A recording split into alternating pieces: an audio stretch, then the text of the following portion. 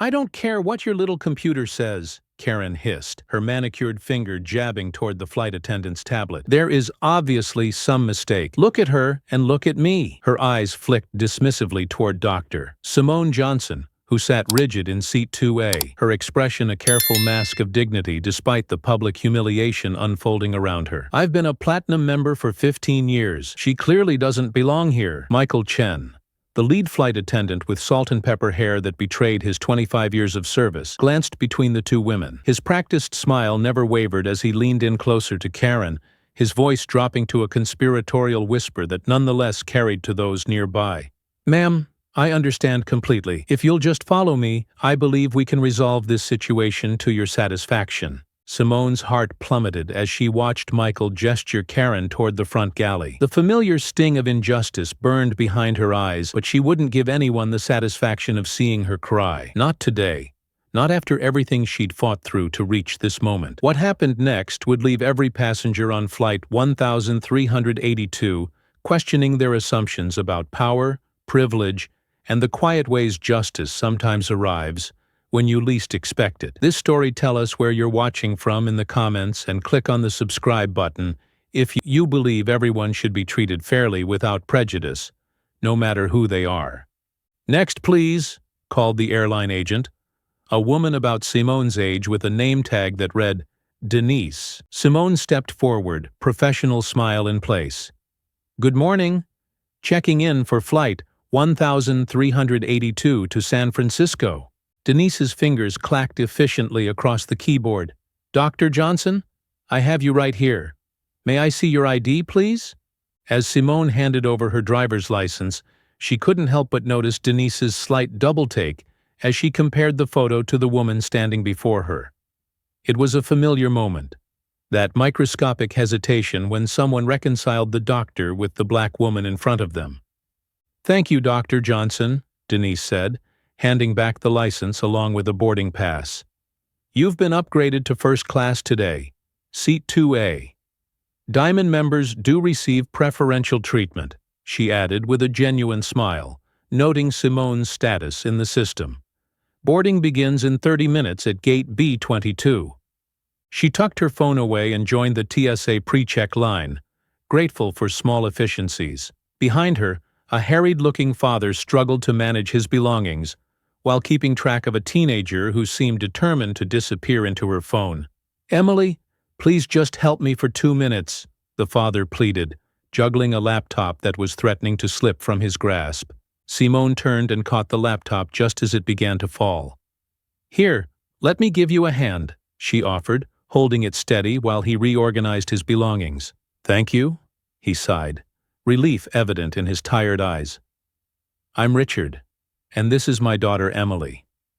He gestured to the teen, who briefly glanced up and managed a half-hearted nod before returning to her screen. Simone, she replied with a warm smile. Traveling can be stressful enough without having to be an octopus. Richard laughed, the sound genuine and appreciative. Tell me about it. I'm usually more organized, but it's been a rough morning. Something in his tone suggested the roughness extended beyond just the morning. You headed to San Francisco? Simone asked, moving forward as the line progressed. Taking Emily to see her mom. Richard lowered his voice slightly. We're divorced, and her mom moved out there for work 2 years ago.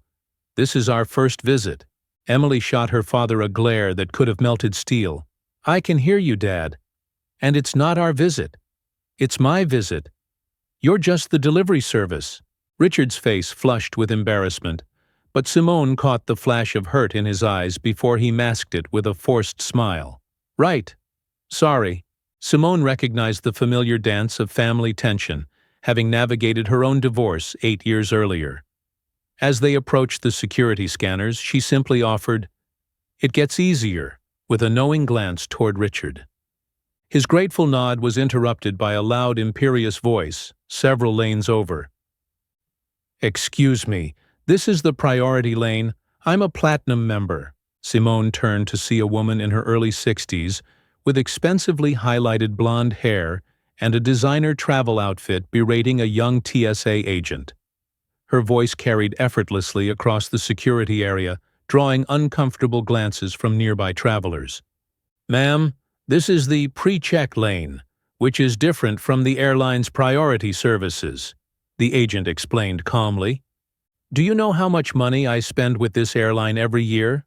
The woman cut in, her volume increasing. "I've been flying first class since before you were born. I want to speak to your supervisor immediately." Simone and Richard exchanged a glance, the universal expression of shared second-hand embarrassment. "Some people," Richard murmured, shaking his head. "Makes you wonder how they navigate actual problems," Simone replied quietly. After clearing security, Simone checked the departure board and saw she had time to grab coffee before boarding. As she walked toward the nearest cafe, she noticed the same blonde woman from security now berating a barista over what appeared to be an incorrectly prepared drink. "I said soy milk. This is clearly regular milk. Are you trying to kill me?" She slammed the cup down on the counter, sloshing liquid onto the surface. "Make it again and get it right this time." The barista, a young man with multiple piercings and remarkable composure, simply nodded and took back the cup. "I'll remake that right away, ma'am. I apologize for the mistake." Simone waited until the woman had stormed off with her remade drink before approaching the counter. "I admire your patience," she told the barista as she ordered her own coffee. He gave a small, tired smile. "Thanks. Working here is like a masterclass in emotional regulation. What can I get for you?" "Just a medium dark roast, please, and whatever pastry you recommend." "The blueberry scones just came out of the oven," he offered, already reaching for one. "Perfect." As Simone paid and left a generous tip, she couldn't help but notice the blonde woman now seated near her gate, speaking loudly into her phone. "Well, of course I had to say something, Gerald. These people don't understand quality service anymore. It's not like the old days." She continued her complaint as Simone found a seat several rows away and opened her laptop to review her presentation notes one final time. The gate area gradually filled as departure time approached. Richard and Emily appeared, taking seats across from her. Emily still absorbed in her phone, Richard looking increasingly tired. He caught Simone's eye and shrugged with a rueful smile. "Pre-boarding will begin shortly for Delta Flight 1382 with service to San Francisco," announced the gate agent. "We'll start with our passengers needing special assistance, active military personnel, and families with small children, followed by our Diamond and Platinum Elite members and first-class passengers." Simone gathered her belongings, preparing to board with the first group. As she stood, she found herself standing next to the blonde woman, who gave her an assessing look from head to toe, lingering on Simone's comfortable but clearly not designer flats. "Are you in the right line?" the woman asked, her tone suggesting she already knew the answer. "This is for Diamond members and first class." She adjusted her scarf with a practiced flick of her wrist. Before Simone could respond, the gate agent called, "We now welcome our Diamond Elite members and first-class passengers to board through the priority lane." Simone simply smiled and moved forward, presenting her boarding pass to the scanner. The machine beeped approvingly and the gate agent nodded. "Thank you, Dr. Johnson. Enjoy your flight." The blonde woman's eyebrows shot up in poorly concealed surprise as she hurried to catch up, thrusting her own boarding pass at the gate agent with unnecessary force. Simone made her way down the jet bridge, already dismissing the interaction from her mind. She had more important things to focus on today than someone else's prejudices. As she found her seat, 2A, a prime window position in the second row, she stored her carry-on efficiently and settled in, looking forward to the relative peace of the next few hours. The blonde woman appeared in the aisle a moment later, glancing at her boarding pass and then at the row numbers. When she stopped at row 2, Simone felt a prickle of apprehension. "2B," the woman muttered, looking at the aisle seat in Simone's row. She shot Simone another evaluating glance before stowing her designer carry-on and taking her seat with a heavy sigh, as though the very act of sitting near Simone was an inconvenience. Simone returned to reviewing her presentation notes on her tablet, determined to ignore her rowmate's obvious displeasure. Other first-class passengers continued to board, including an elderly gentleman who took the middle seat between them with a polite nod to both women. The main cabin began filling soon after, and Simone spotted Richard and Emily making their way through. Emily still hadn't looked up from her phone, and Richard now carried both of their bags, fatigue evident in the slope of his shoulders. As they passed the first-class cabin, Richard's eyes met Simone's briefly, and she offered an encouraging smile. "Ladies and gentlemen, welcome aboard Delta Flight 1382 with service to San Francisco," came the flight attendant's voice over the intercom. "My name is Michael Chen, and I'm your lead flight attendant today. Our flight time will be approximately 4 hours and 50 minutes. We'll be coming through the cabin shortly to offer pre-departure beverages for our first-class passengers." Michael appeared moments later, moving efficiently through the first-class cabin with a tray of water, juice, and champagne. He was in his early 50s with kind eyes that crinkled at the corners when he smiled, suggesting years of genuine rather than performative customer service. "Something to drink before takeoff?" he offered when he reached their row.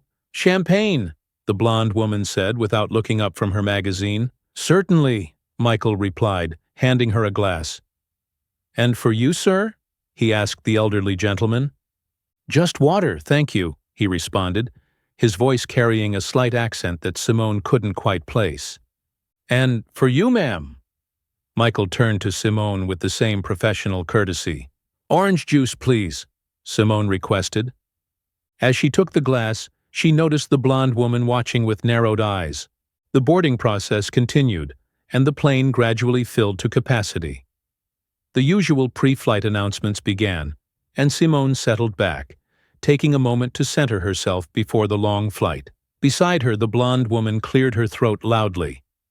When Simone didn't react, she did it again, more forcefully. Simone turned. "Are you all right?" "I'm Karen Whitfield," the woman announced, as though the name should mean something to Simone. "I fly this route twice monthly. I've never seen you in first class before." The presumption in her tone that Karen would know all regular first-class passengers and that Simone's presence required explanation was unmistakable. "I don't usually fly to San Francisco," Simone replied simply, then turned her attention back to her tablet, hoping to end the conversation. Karen wasn't deterred. "Business or pleasure?" she pressed. Simone considered ignoring the question but decided that politeness would be the path of least resistance. "Business. I'm speaking at a conference." "Oh? What kind of conference would that be?" Karen's tone suggested genuine disbelief that Simone could be attending anything important enough to merit a first-class seat. Before Simone could answer, Michael returned to their row. "Ms. Whitfield, I've brought you those extra pillows you requested," he said, handing her 2 additional pillows with a professional smile. "Thank you, Michael," Karen replied, her entire demeanor transforming into one of gracious appreciation. "You're always so attentive.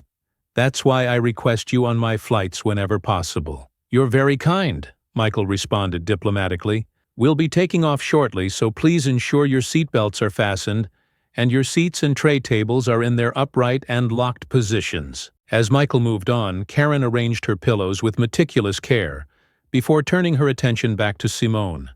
"As I was saying, what kind of conference?" "Medical," Simone answered briefly, hoping again to discourage further conversation. Karen's eyebrows rose fractionally. "Oh, are you a nurse?" The elderly gentleman between them shifted uncomfortably, glancing sideways at Simone with what appeared to be apologetic embarrassment on her behalf. "I'm a neurosurgeon," Simone replied evenly. "I'm delivering the keynote address on a new surgical technique my team has developed." Karen's momentary speechlessness gave Simone time to put in her earbuds, effectively ending the conversation as the plane began to taxi toward the runway. The takeoff was smooth, and once they reached cruising altitude, Michael and another flight attendant began the first-class meal service.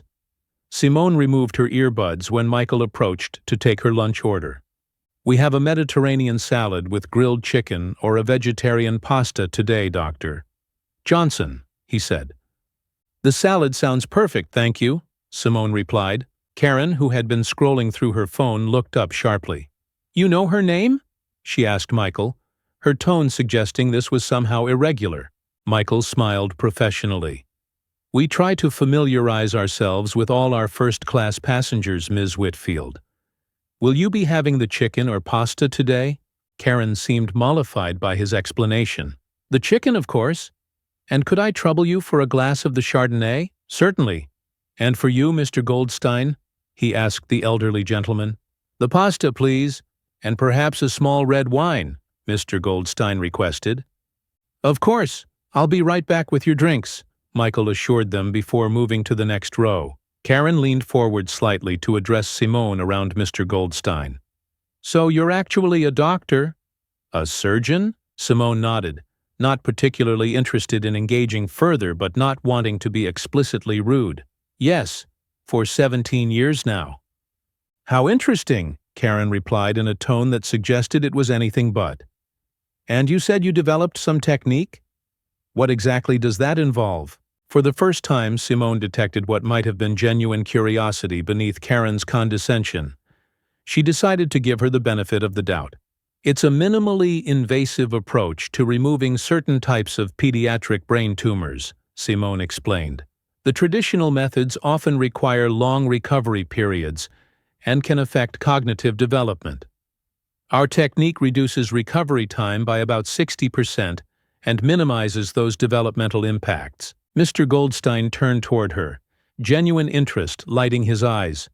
That sounds remarkable, doctor. I was a pediatrician for 40 years before retiring. The advances in your field have been extraordinary. Oh, you were a doctor too, Karen interjected, suddenly more animated.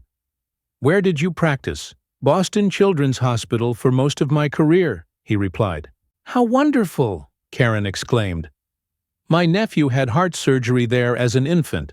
Miraculous place. Simone noted with irony how quickly Karen had warmed to Mr. Goldstein, while continuing to regard her with barely concealed skepticism. It was a familiar pattern, her credentials questioned, her expertise doubted until validated by someone Karen deemed more credible.